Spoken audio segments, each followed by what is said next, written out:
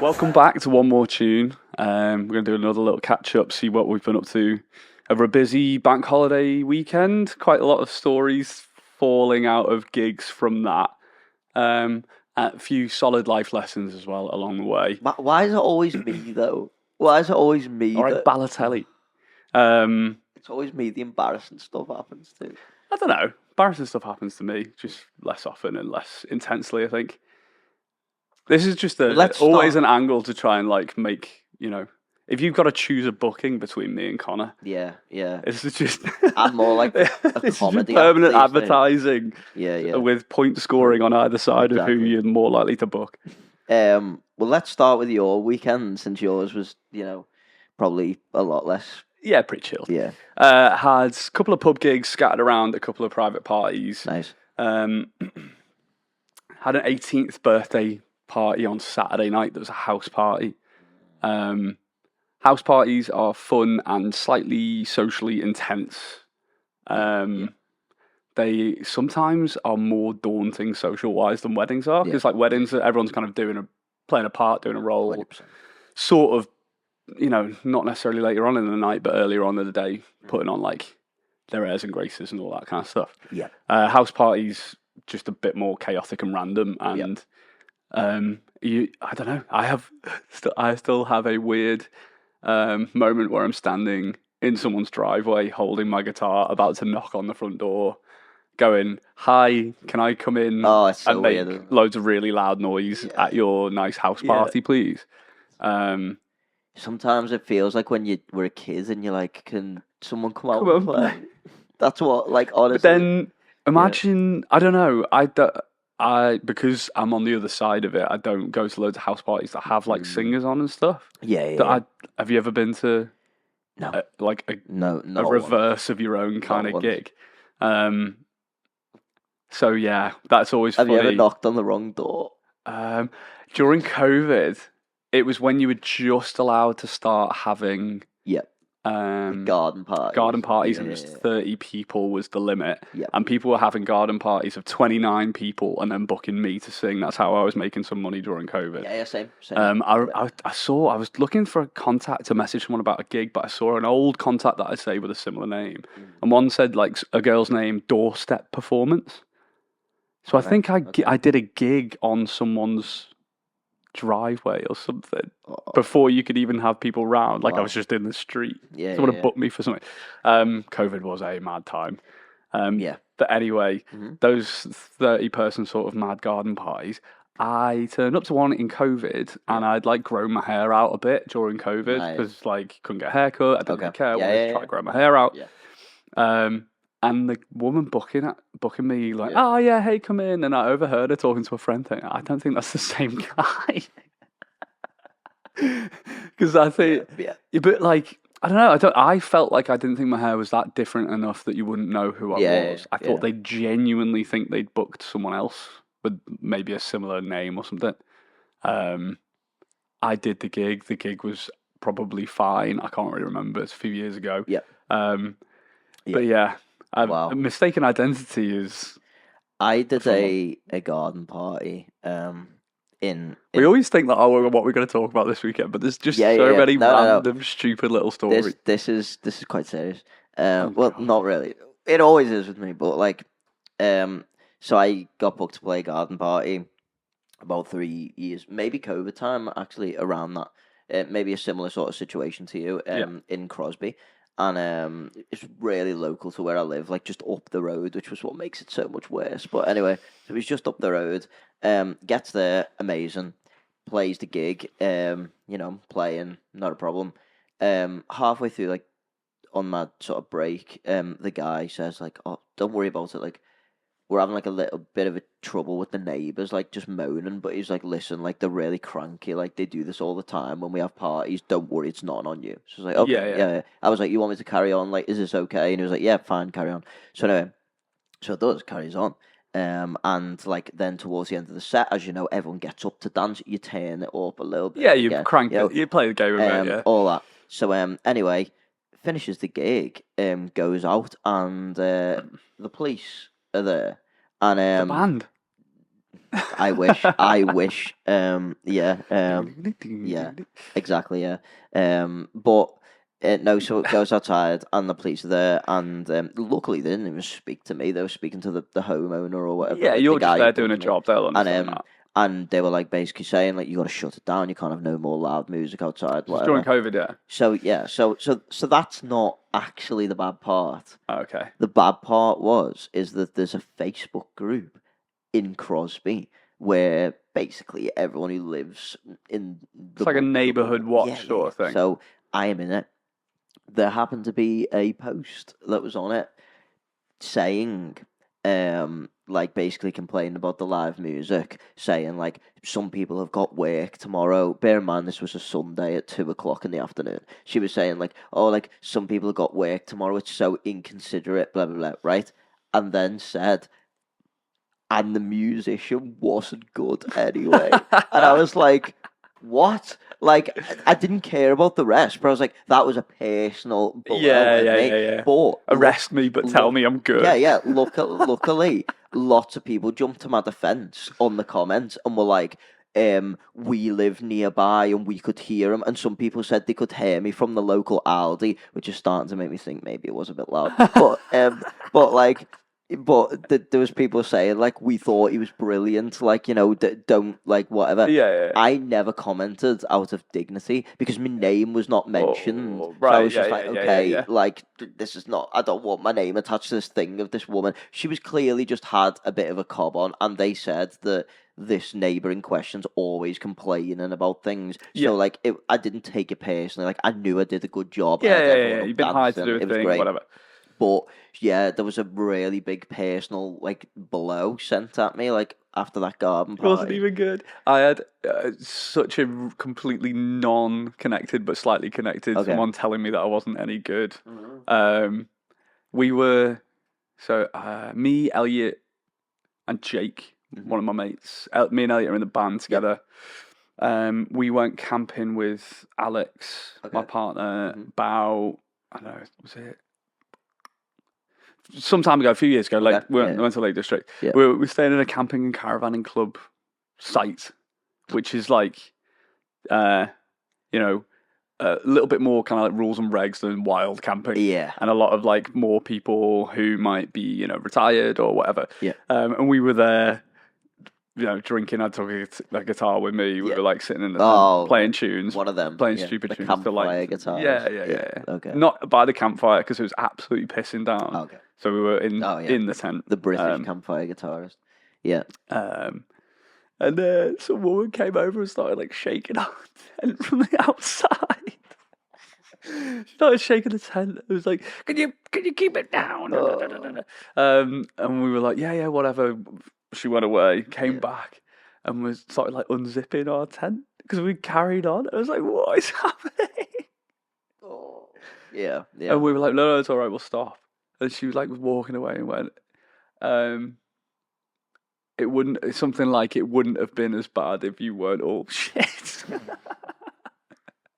That's the best part. Yeah, I love it. So actually, we burst out laughing. Yes. Do you find as well at gigs, like I have this all the time, people will come up like, oh my God, like you're so good, like can you play this request? And if you say no, then they're like, yeah. Like, and it's like you were really good as long as it's predicated on you knowing and playing exactly what I want right now. Why it's desensitized to me now for people saying, because first of all, you're like, well, I do this for a job. And if it's been a good gig, getting compliments is obviously always a rewarding thing, but it is slightly tainted with the fact that most people are probably a few pints deep or whatever. And then I like it though. It keeps the ego in check. Every now and again. Keeps the ego in check. Every now and again. Getting told you're crap. Somebody says like you're not good anyway, because then I literally obsessed the whole night about it. Like, how can it be better? Even though I know it don't have to be. Yeah, I'm just I think every kind of creative person has that streak in them where they can be so hard on themselves. Yeah, like people say it bounces off you, but it doesn't. Like when. Yeah, but like if you make one mistake in a 45-minute set, I'm so harsh. You won't think about every other bit that you did fine. you will think about Yeah. the one like trip or break or I dropped a note or wrong chord or yeah, like literally the other week I did a gig, and it was after we did like a rehearsal thing, and I think I tuned my guitar up. To so match with everything you. was pushed So up. like basically, I went to do a song that is literally just at the top of my range, but forgot like obviously the capo needed to be one down, and it sounded terrible. And even though the rest of the gig was completely fine, that one thing, and I didn't remember. Was it the high note of the whole gig as well? But I couldn't. I think it was like "Living on a Prayer." You know, it goes up to like "Living on a Prayer." No, Yeah, because that's what I did. yeah. Oh, you did the same thing. Yeah. So like basically, I mean that's such a hard line, isn't it? Anyway, especially if you're 11 in high school playing in your band. Exactly. Yeah. Exactly. But like, it was something like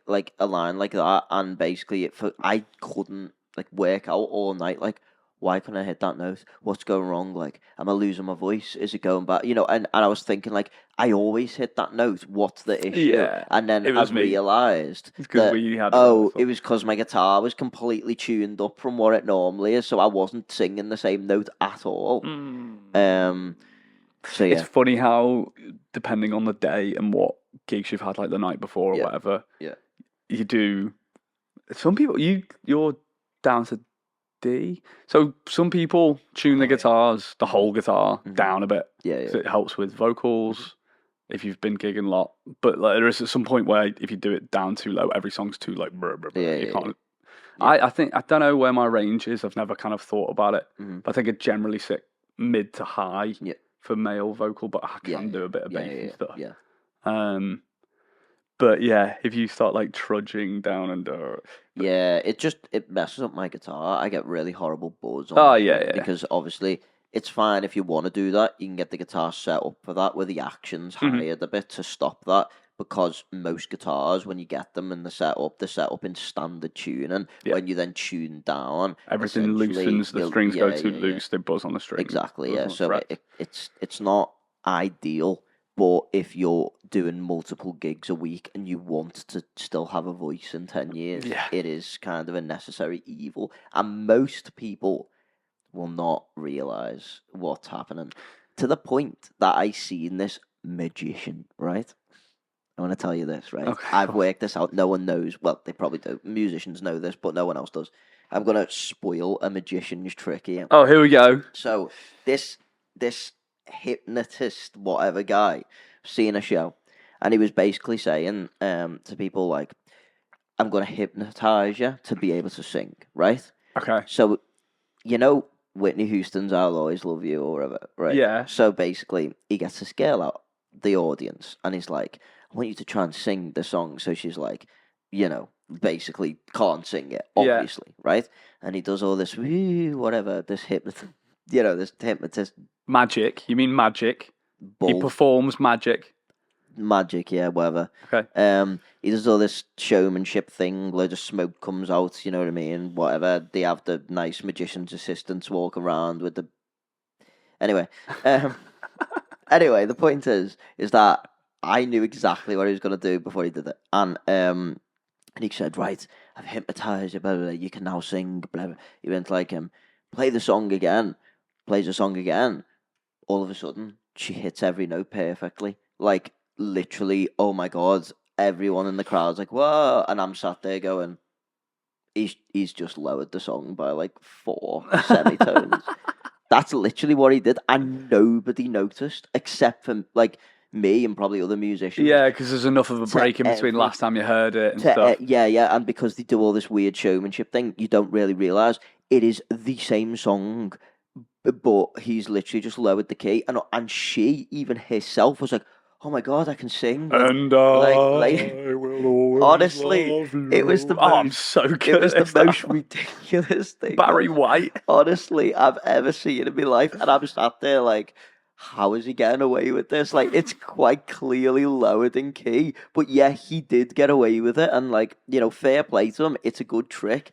because a lot of people don't understand keys and things. When Yeah, if you see hear all the music relative to itself if you rather than see a lot relative of to what the original key is. you see a lot of your favorite bands live. They're Oh, not they're dropping playing. stuff. Like I went to see Sam Fender, a couple of years back now, and obviously like play a lot of Sam Fender in my set. And like I can't sing Sam Fender in his key. Like Yeah. it's ridiculous. The proper tracks are high. But when he was playing it live, could hit every note with him because he'd lowered it live for the tours by like so much that like I just love the image of you standing there in a crowd of Sam Fender people, like fans singing along, and in your head you're going, "I'm nailing this." I went to go see that. It's such a bad thing if you've got like drunk at a gig or something big, like I don't know, outdoor gig or whatever.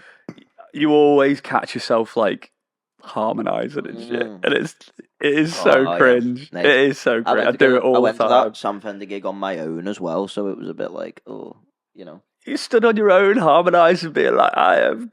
Yeah, I was. It was so awkward, but like I wanted to see him. No, that's fair enough. I didn't know anyone. I don't think there's anything wrong with going to gigs. There was no one else that I knew that liked Sam Fender. Yeah, it's like going to a slightly different version, but going to the cinema on your own. I tried to coerce my girlfriend at the time to go, and she's just like, she was like a massive Swiftie and whatever, not into Sam Fender. So but they're not necessarily mutually exclusive. People who like Taylor Swift like Sam No, Fender. yeah, obviously, I know you're a massive Swiftie, aren't you? Yeah, 100%. Big tattoo on my back of her face, and on the front a map of all of her plane flights during a tour the other year, where she's like, just like the CO2 emissions. Yeah. Oh. Just get that as like a number written on your arm. So what was this podcast supposed to be about? I don't know. We literally started by talking about what had been going on this weekend. Hadn't even talked about my first gig properly yet. So the 18th birthday party on Saturday night. So much else happening there. So in the preceding week, I was looking at that in my diary and I was speaking to you about it a little bit, thinking, oh God, no, they're 18. They're not going to know any of the songs that I normally play. Yeah. Which is a genuine concern. It is something I think about in terms of like, as I get older, 18 gets further away, and what, is a appropriate song to play in a bar full of young people changes, and it's harder for you to keep into. I sound like the oldest bastard ever now. It gets harder to keep in touch with like what more relevant stuff is and update your set and stuff. So I had to like play the game and think, okay. Probably obvious indie stuff. Yeah. Probably obvious like family party stuff. Yeah. The one thing I didn't really play much like actual recent modern stuff. I kind of just lent into like old Arctic Monkeys or Kaiser Chiefs or party tunes or whatever. But that was actually sick. That went way better than I thought it was going to go, which is, I don't know, kind of a sign to not overthink things beforehand, but I'm still going to overthink absolutely everything 100%. Beforehand. Yeah. I'll tell myself not to, and then I'll still do it. And I had a garden party on the Sunday, Easter Sunday. Nice, things like 6 till 8 p.m, something like that. Yeah. That was bouncing, Got a good little clip or two out of that. I see. One thing that I think I'm going to start doing more, instead of filming myself because it's static and behind me and you can only really get one sense of the atmosphere or whatever, is after that party, one of the mates of the girl who'd booked me, I'd seen her, she'd been filming quite a lot. I literally said, have you got any good videos? Oh, I've done this so many times. And the videos are so much better because it's not you filming yourself. Yeah. It's someone who's in the mix. Whenever you post them online, they do better. To ask, though, sometimes. Yeah, but I think if it's gone well enough, people are wanting to have a chat with you afterwards. Maybe, and then you can be like, oh, I would love it. I'll post them and tag you in it or whatever.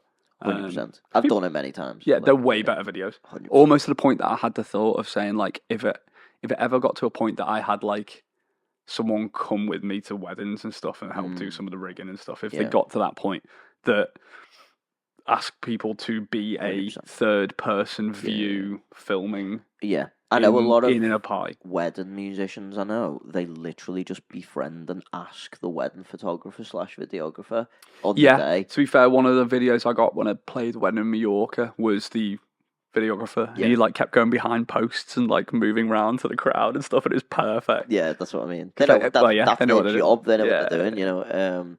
Yeah. And often one of the really fun things about some weddings, if you play the first dance and then people join in halfway through the first dance, and then you are starting immediately after that and get to play a song with everyone already on the dance floor, 100%. and you make the right choice. Yeah.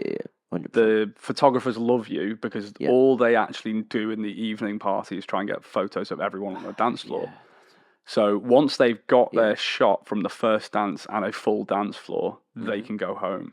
Often, unless there's some other cigars later on or whatever they've agreed. Yeah. But generally, quite a lot of the time, they are just trying to get party shots of everyone on the dance floor. If you can do that nice and early, you've got a photographer friend. Maybe they'll stick around for a minute and 100%. take a couple of videos. I've actually got wedding work through photographers and stuff. Yeah.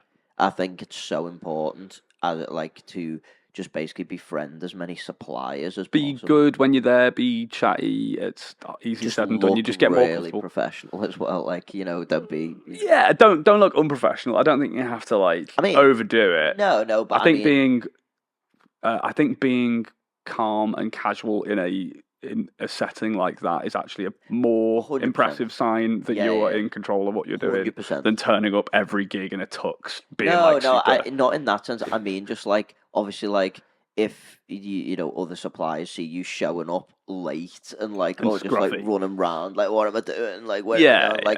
They're not going to recommend you. Whereas if you come in and you're sort of calm and collected, you know where you're doing, you know what you go, and you say hi to everyone, you know, you communicate well, they will then, if they then find themselves getting booked for a wedding, and the wedding people, like the bride and groom, which they do all the time, they ask me, they say, oh, can you recommend anyone that might be good for this? And then you literally say, well, I worked with this person one time, they were really good. Yeah. It's so easy to get work through that way as well. Yeah, the recommendations is always such a good thing. Closed circle as well, the wedding thing, I think. Yeah. Not as closed as other things. There is obviously some people who we know locally doing very well and take a lot of the, not necessarily maybe the solo musician performer kind of aspect, more kind of there's a lot of DJs or sax players or something that you see almost playing every wedding locally 100%. Or whatever. It's crazy. It's crazy. I mean, there's I think, what was it?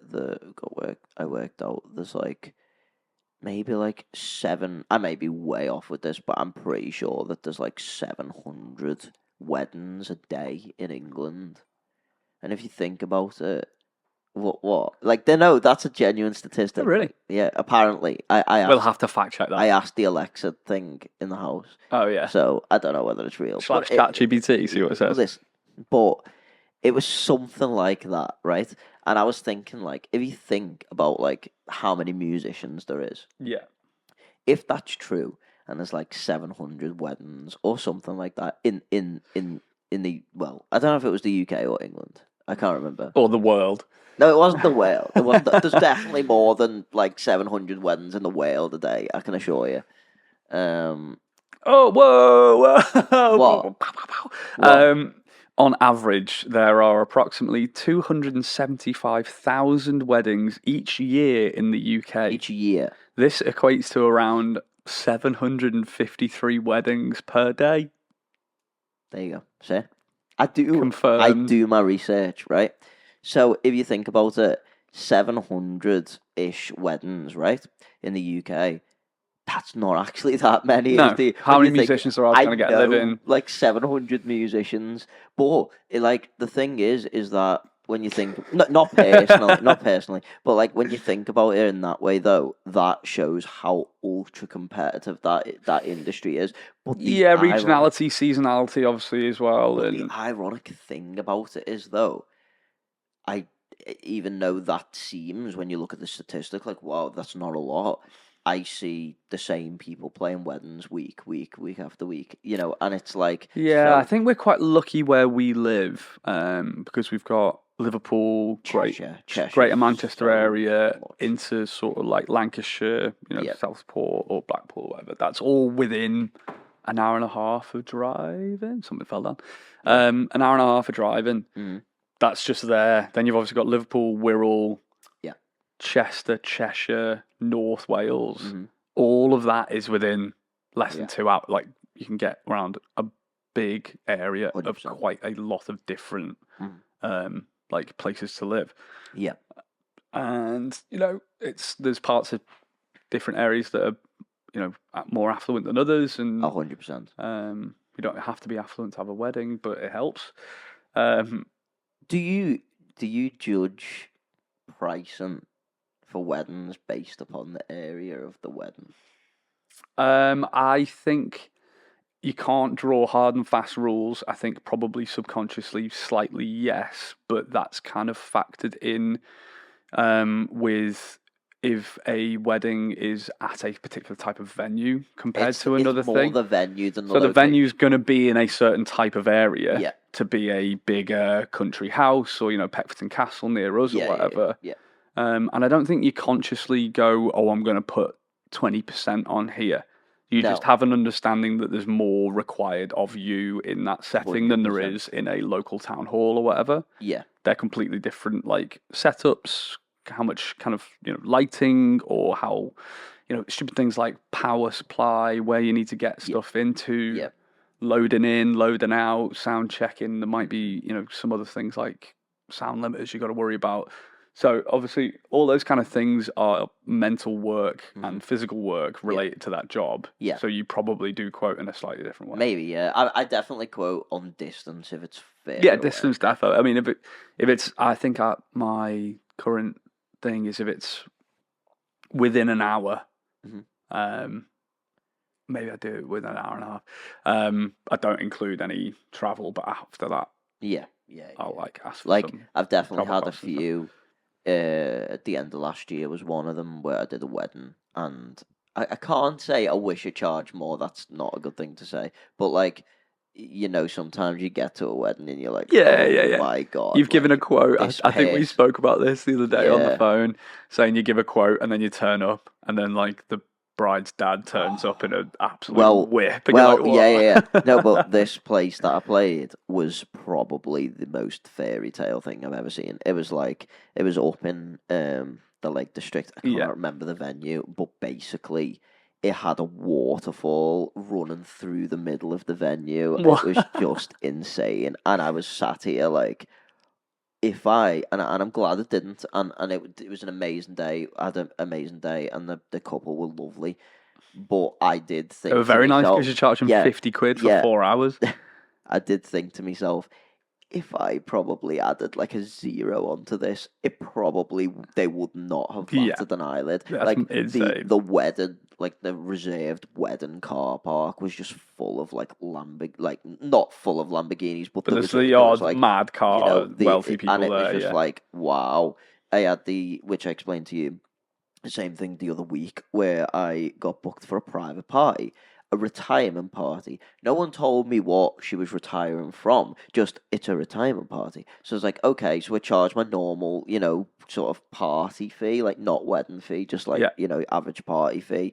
And then, like I was saying, it turned out that this retiring sort of a lady who was lovely, again, like really had a boss night, but she was retiring as partner in a private dental practice in a really affluent area, and everybody was showing up in like obviously like tailored Armani suits, oh my bow God, ties, like really you've told me nice about this, cars. but it's still like, bad. Like I was stood on the balcony of the function suite where I was set up, and like just watching the cars come in, and I was like, what is this? This looks like an Illuminati meeting or something. Like, I was like, what? And everyone was walking in, and then they said like, oh, go and get a drink, and I was like, oh, like, so I went to go and get a drink, and the guy was just like, I tried to give him my card, and he was like, oh, you don't pay, like, here, like, it's all open bar, like, and I was, and then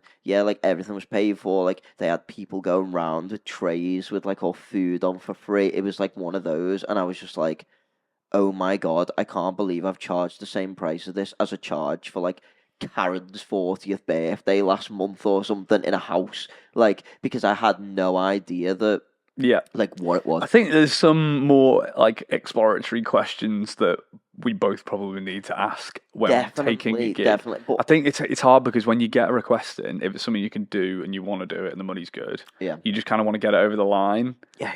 You want to get a deposit paid, get it in the diary, worry about what it is like, a little bit if they later. say it's a retirement party, generally I don't go retiring from what. Like, yeah, you think 65, sort of like playing a 60th birthday party or a 70th birthday party. Oh, like, such and such as being like a receptionist the whole life and they're retiring, or they've worked in Tesco the whole. You think like average retirement party, like everyone. You know what I mean? What you'd like a standard job.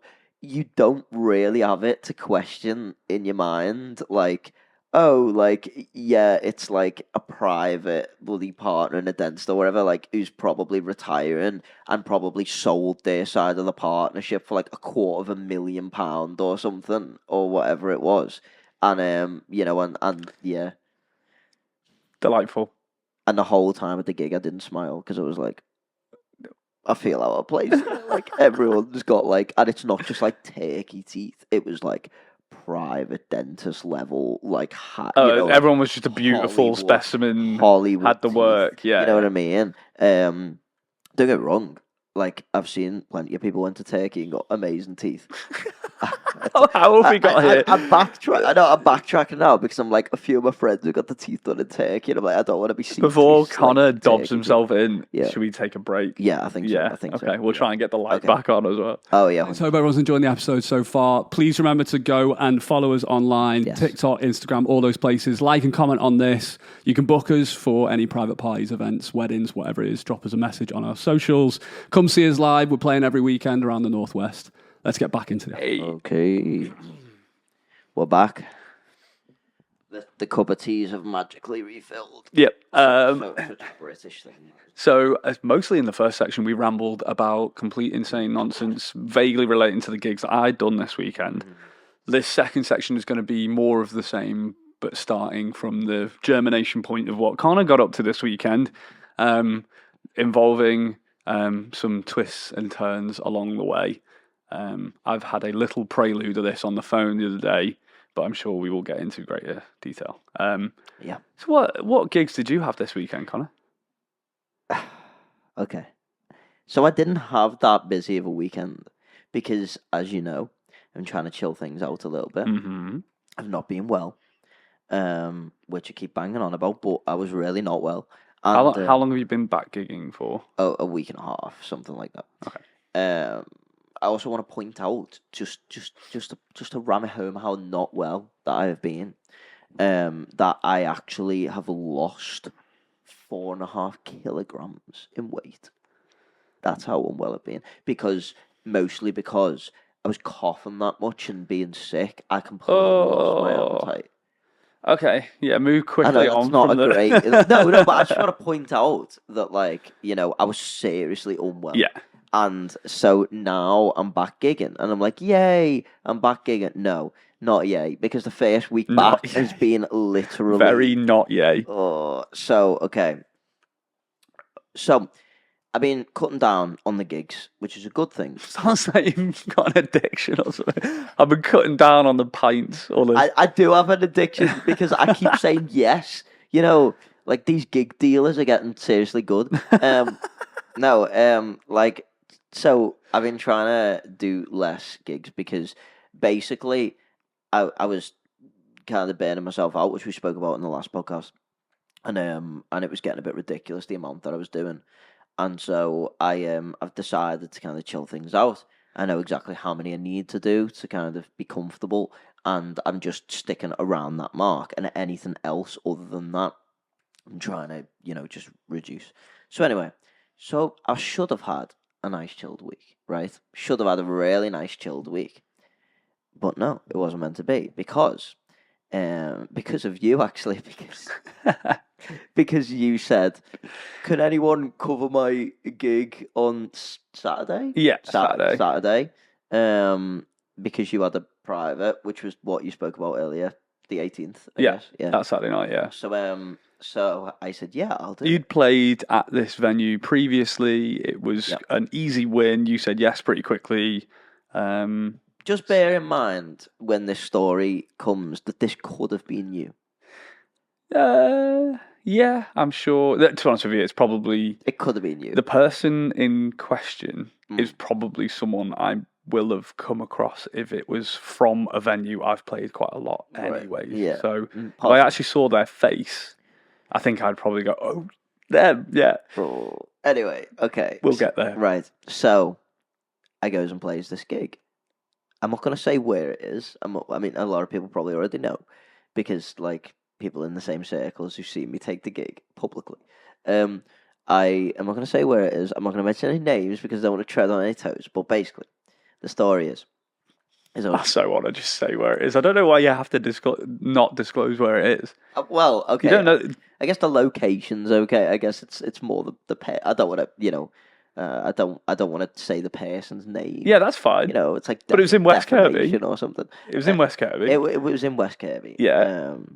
Which is generally a really nice place to gig. Like it's nice. I like it. Yeah, and the venue, the Wild Inn, is a good gig. It is, and the two guys who own it are great.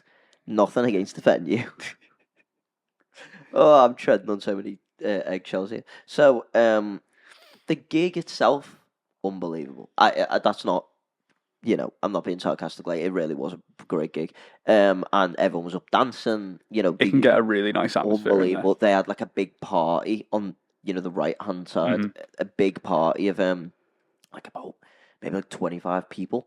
And they were all like, proper going for it. Yeah. People get up on the tables and stuff. Yeah. So it was going great, and then on my break, I got approached. I got approached by a girl, right? And basically, you think, oh, good start to the story. Every musician's dream, right? I got approached by this girl, and she was like, oh, like, blah, blah, whatever, talking about, stuff.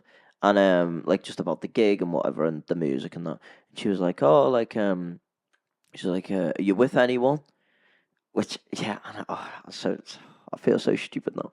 She was like, are you with anyone? You are so naive are you with anyone? Hearing that. And I was like, and thinking, no, it's just me. I'm on my own. It's just me. Like, I'm here on my playing own. on my own. Like, I thought she meant, like, is there a duo? Or I know it sounds so stupid, but I was in work mode. I wasn't thinking.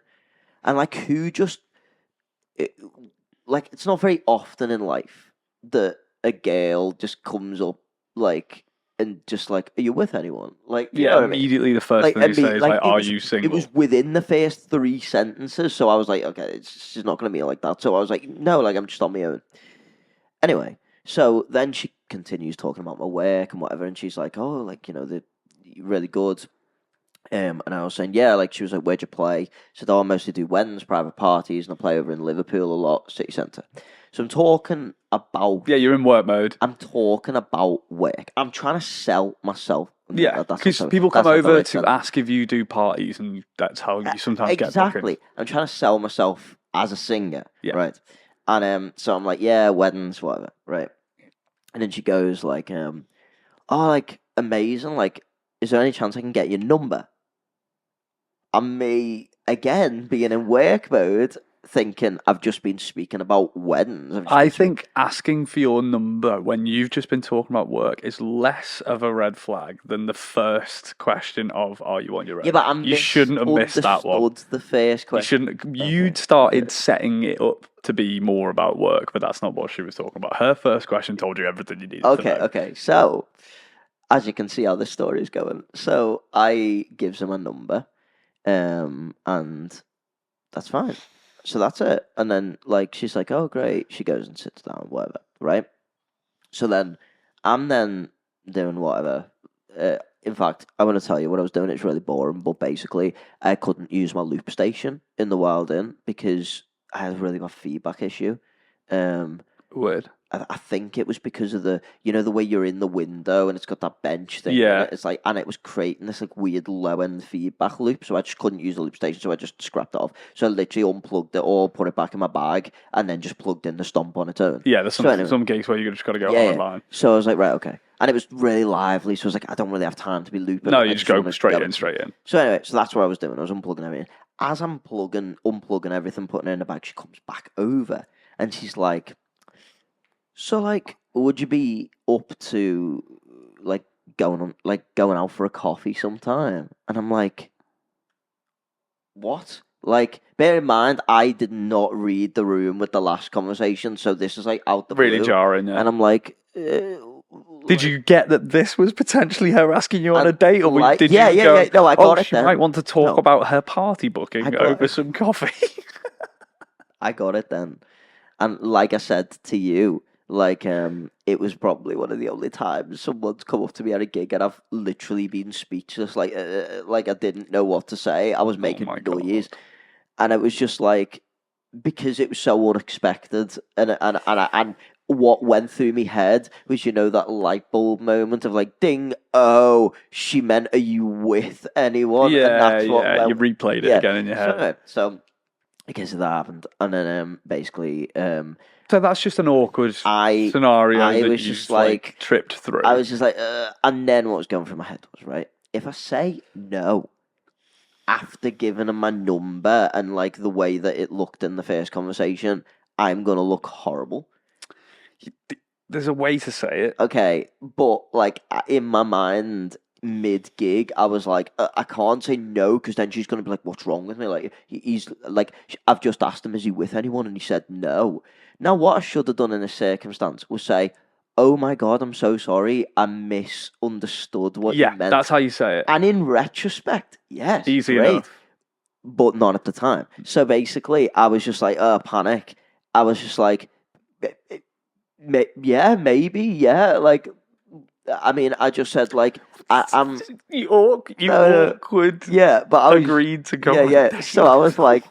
Out of embarrassment. So I was like... I basically said, like, yeah, maybe. Like, I was like, I'm just really busy with work. I think we need to see other people. So I was like, I'm really busy with my work. Breaking up with someone before the first date is really interesting. I don't know how you've got yourself into that situation. It's not you, it's me. Yeah, so anyway, so basically I said, I just was like, I'm really busy with work. I don't know when I'd be able to schedule like a coffee. Oh my anyway, at this point, the girl should have been walking away anyway. Yeah, like this guy's absolutely nuts. So anyway, this isn't even the bad part of the story, which is bad. Like, but anyway, so at the minute, I think actually you look like an idiot. That's the current state of, if you blow for half time. Yeah. She's 1-0 up. You look a bit mad. But it's all stemmed from the fact that I didn't understand. Yeah, it's your fault. Meant. You lose. You're 1-0 down. But I wasn't intentionally being weird. I was just like, this is what she means. Yeah, you're caught in the weird moment. People come up to you sometimes asking about work things. You get caught in the wrong mode. And yeah. So anyway, I get back up and I start playing my gig, right? So then she goes to the bar. She gets a drink, right? She comes down and gets a stool. And she's on her own. I just want to point out, she's on her own in this bar. So, like, you could ask her if she was alone, and she'd be like, "Yes." Yeah, are you with anyone? No. Anyway, so first of all, like, what's she doing in the anyway? But like, I guess there's nothing wrong with going out for a drink on your own. No, if you go to Sam Fender on your own, she can go to the local bar on her own. You know what I mean? And you're not even Sam Fender, so no, exactly. You know, I'm the baritone Sam Fender, but anyway, yeah, I play all the songs. I play all the songs in like 5 keys lower. But yeah, so she brings up a stool. The Barry White Sam Fender. She brings up a stool and she puts the stool in front of me, right? Like right in front of you. Like you know, you can't like see it. You can't see it in the shot, but like literally like a couple of inches. In there, it's not the biggest space that you'll ever play in. Yeah. And if people are dancing and up and partying and stuff, it can be quite like right very, in front of you. Very, yeah. But if that bit, the central bit, isn't full of people standing up, was it full of people standing up, or did she just sit at the front? Where the first booth is at the left, it was in front of that booth, so it was very snug, couple of inches, right? And basically, it's not like stroking your leg and stuff. Yeah, it was getting there. No. But like, yeah. So basically, she sat with a drink, and she sat like a couple of inches from me, just like staring at me the whole gig, just like looking up at me like. That is the most off-putting thing. So like, I'm trying to finish this gig, and I'm like, oh my god, like, please swallow me up. Like, the ground swallow you up. I'm just like, I don't want to be here. Like, I'm sorry to the guys from the Wild Inn. It is an amazing gig. It's an amazing venue, but I did not want to be there at that time. Like, I just wanted to go home. Like, and anyway, so it all finishes, right? I finished the gig, packs all my stuff up, and then she's like coming up to me again, and she's trying to speak to me. She's like, so where you're off now? Like, where you going? And I'm like, ha ha ha. So I'm like, oh, like, I've got like 2 more gigs in Liverpool now. I've got to rush off and stuff like that. I didn't. I was going home. Like, I love that one. I'm so sorry. I can't stick around. So she was like, oh, right, okay. So anyway, basically, she then left before me. Like, so she went out the bar, and I thought she was gone. So she went out the door. So I then packs all the gear or whatever, goes and gets, paid the bar, speaks to the guys, and then it goes out, and as I'm going out, back to the car, she then starts like coming up to me. Like, there must every time you finish, it's when you get caught in conversations with slightly intense people, which does happen quite a lot. There's a moment where you stop the little thread of the conversation that you've been having, and in your brain you go, please let that be the last one. 100%. And then they come over again, and it stops again for a little bit, and you go, please let that be the last time. Yeah. But you must have thought that so many times. Yeah, like, literally. Okay, I'm done with her now. I'm done with this whenever now. She went out the door, I was like, she's gone. Yeah. And then she come back in, and like, I guess my whole just probably face dropped. And like, looking back, like, the guys behind the bar, like, the owners went in. Yeah. But the guys behind the bar must have been like, something weird about this guy. Like, he's dead upbeat and great, and then he keeps going really, like, sort of, you know what I mean? Like, sort of mellow, because whenever she came in and I felt awkward, I couldn't focus on what I was doing, so I was kind of not playing as good. It was affecting me a little bit. So, like, I wasn't bad, obviously. So this is just a long excuse for you having a shit gig? No, like, I wasn't bad. You know what I mean? I'm still sick. I was terrible, but I was still amazing. Yeah, I was still okay. Like, I got through it, and everyone was dancing and things. But, so anyway, I literally runs past her, because I'm just trying to gloss over the weird details. She basically tried to speak to me on the way out. I basically was like, oh, I'm really sorry, I've got to go, right? Goes and gets in the car. And then, as I'm driving home, right? So I'm probably coming, like, up to, like, Birkenhead, like, round those ways, right? Gets, like, that's, like, 15 minutes, I guess, something. Yeah, sometime. Yeah. So, like, 15 minutes later, not even that, just coming on, like, the tunnel approach. There's a detail that, if you've been listening to the story for a little while, you might have forgotten, is that Connor gave her his number earlier on in this. I did. So anyway, I started getting messages, right? Text. And it's like, hey. You're the one for me, babe. And I... No. Basically, she sends me starts sending me texts like, you okay? And then it was like, I would really like to meet up with you.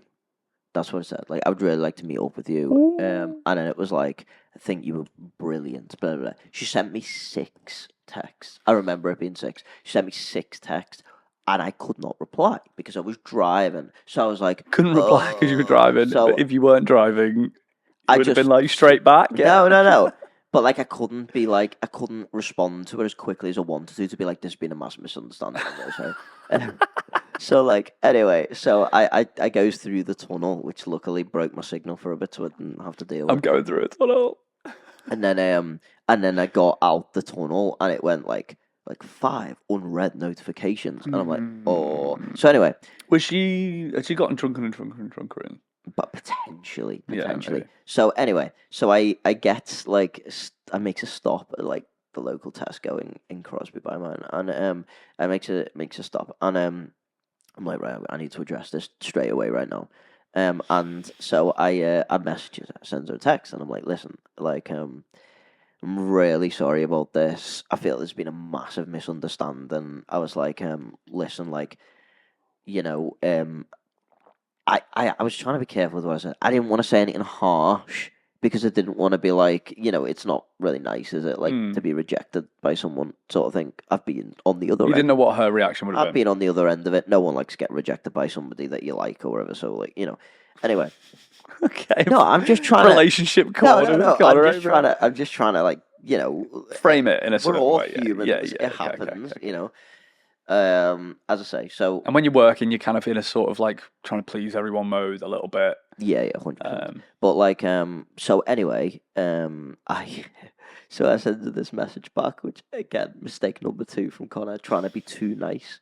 So I sent her this message back going, I'm just, like, I'm really sorry, like, if being misunderstood. Like, I just, like, I just don't think I've got time to see anyone right now. Like, I played that card, not the card of, oh, I'm sorry, I didn't. The whole confusion in the first place. Because I thought I'm going to look like an idiot. You just never look like an idiot. That's better. Like, it's, she's going to be like, I made this clearly obvious that I was asking for your number and you thought it was a You've just thing. gone... Anyway. To this girl, she's asked a lad if she's single and if you can get a number. He said yes. And then proceeded to be really weird when you followed up. Obviously, the 6 texts and stuff, or loads of texts, whatever, is a bit much, whatever. But in retrospect, you are absolutely mad. You gone, no, I'm single, no, I do all this work and stuff, got a good job. Here's my number. Call me sometime. Oh, no, wait, don't call me ever. Oh, yeah, okay. On retrospect of this story, it's making me sound quite bad. But, okay, so I just said, like, listen, I'm really busy. Like, it's my number, don't text me that I'm really busy.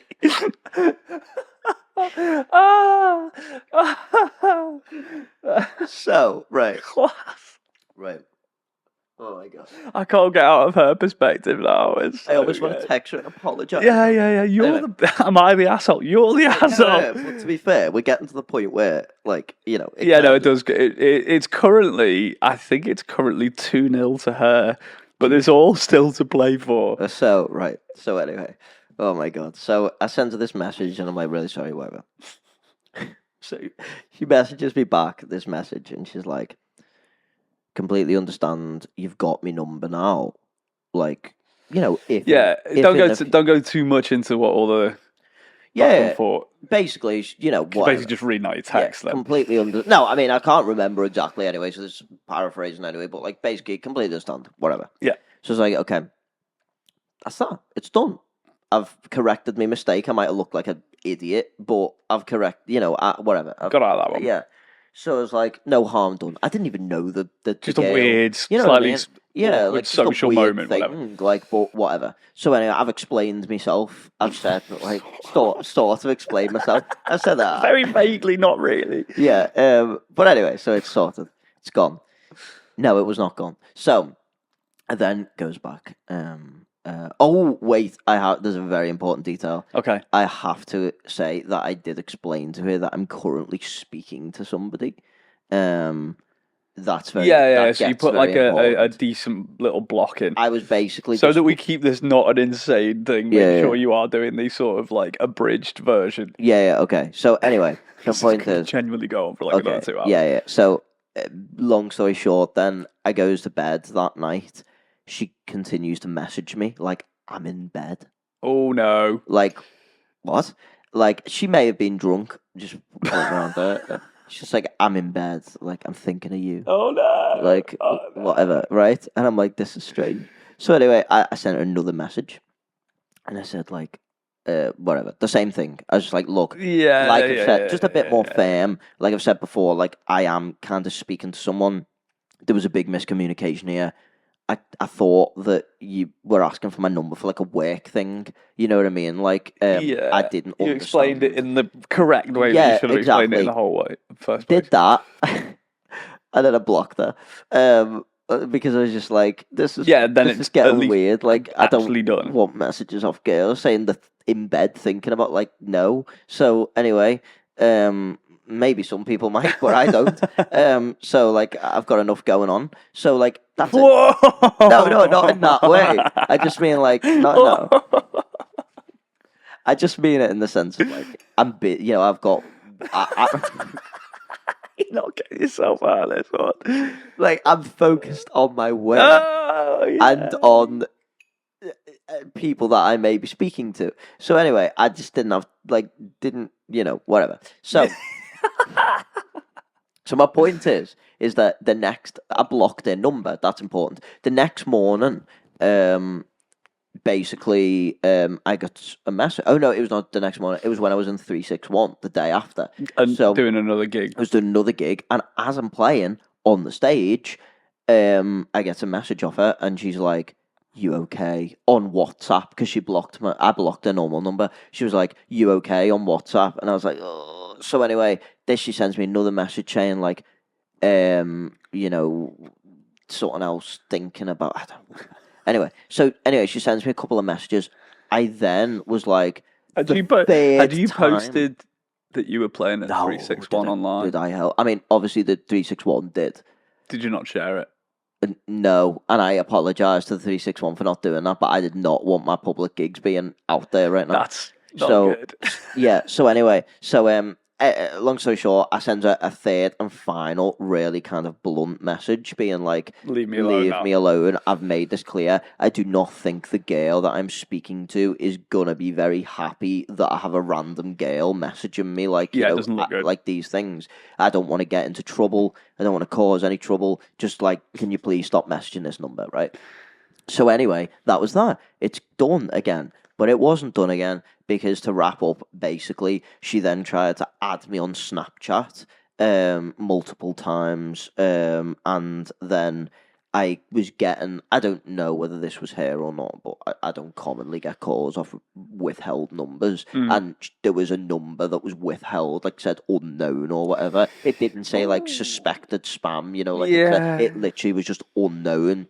So that's weird. So like I was getting that basically like constantly sort of. So I think it's probably now in the who looks a bit mad scores maybe 2-2. As a resolution, she's no longer contacted me for a couple of days as of filming this.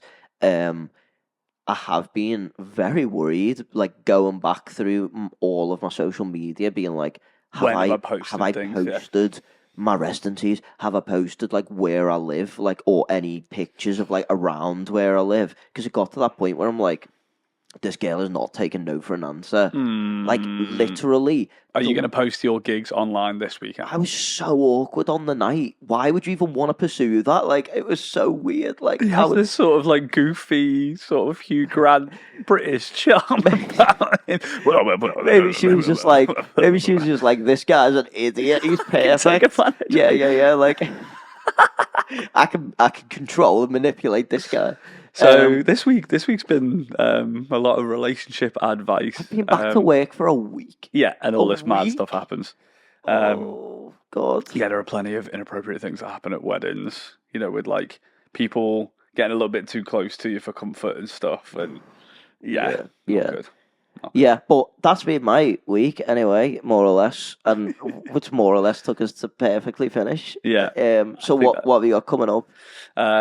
What's on this weekend? I've got a relatively chill weekend this weekend. OBK Friday, Thornton Hall Saturday. Nice. Thornton Hall, I like it there. Yeah, done a few weddings there. Yeah, done a few as well. Yeah, it's nice. But that's sound because next weekend is a monster weekend. It is. We've got my birthday. First May bank holiday weekend. We're actually on 3 gigs together, I think. Oh. I think there's a chance we're on 3 gigs together. That's Saturday twice. That's right. And Claremont Sunday. Before the Claremont Sunday, I've got an afternoon wedding as well. I'm an idiot. I don't know why I've done that in my calendar, but I have. He's done it deliberately, so I have to set up. Yeah, well, if Connor's going to get involved in the Claremont things, then I'm going to make him work for it, baby. Slave labour. What have you got coming up? Honestly, really chill. I've got 2 on this weekend. When do you ever hear me say that? This is what I mean. It's progress. It's change. I've got. This is also a self-improvement podcast. Exactly. I've got to be therapist on Friday. No, I don't. Anyway, so I got 2 on this weekend. I'm playing Monday. I'm playing Tuesday. I'm playing Wednesday. This is going back to bad, isn't it? So you are actually playing 5. Okay, so I'm having a chilled week this week. Recovering from my situation with the stalker. I'm trying to stay out of public eye. No, but back to normal. So I've got Monday, Tuesday, Wednesday. I'm off Thursday.